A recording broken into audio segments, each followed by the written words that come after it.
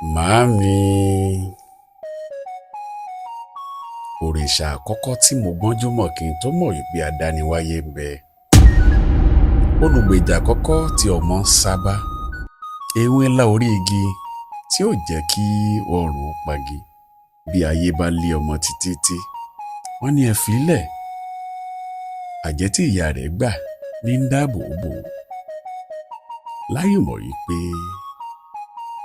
adániwáyé ti yarú wọn sọ́tọ̀. Báwo ni mo ṣe fẹ́ dúpẹ́ oore? Ṣé gbígbé tẹ́ ẹ gbé mi sínú fún oṣù 9 ni?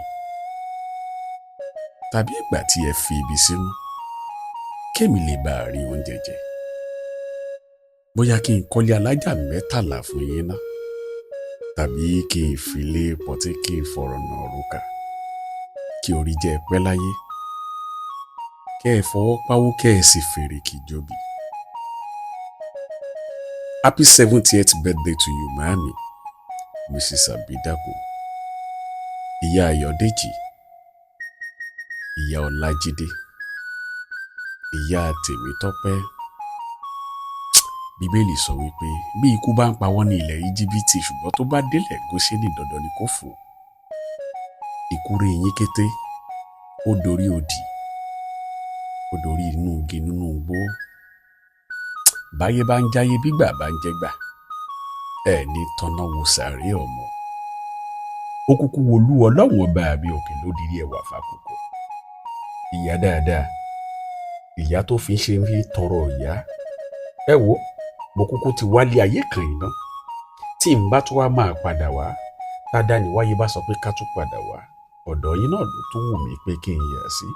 Ìyá dáadáa, ẹ máa gbọ́ o, ẹrù kan bẹ̀ tábíyamọ ò kì í tú, ẹ ní bá wọn tú wọn. Alẹ́ ẹrù kan bẹ̀ tábíyamọ ò kì í gbé, wọn ò ní gbé ká yín mọ́lẹ̀ lágbára dẹ́dà ṣẹ̀dá.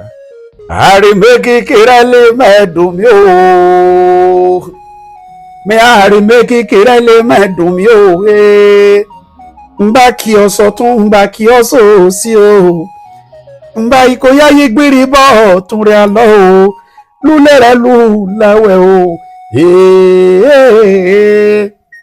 ìwọ lọ́mọ aláwẹ̀ o, ìwọ lọ́mọ aláwẹ̀ kò torí wíwẹ̀ kọ sàkúrọ̀ dọ́jà, kò wí kan nọ́jà kan bomi alura, ìwọ tún lọ́mọ alálọ̀ rẹ̀ wọ́n máa jòjì owó ẹsẹ̀, àjòjì tó bá wẹsẹ̀ níbẹ̀ á sì dohun ẹbọ.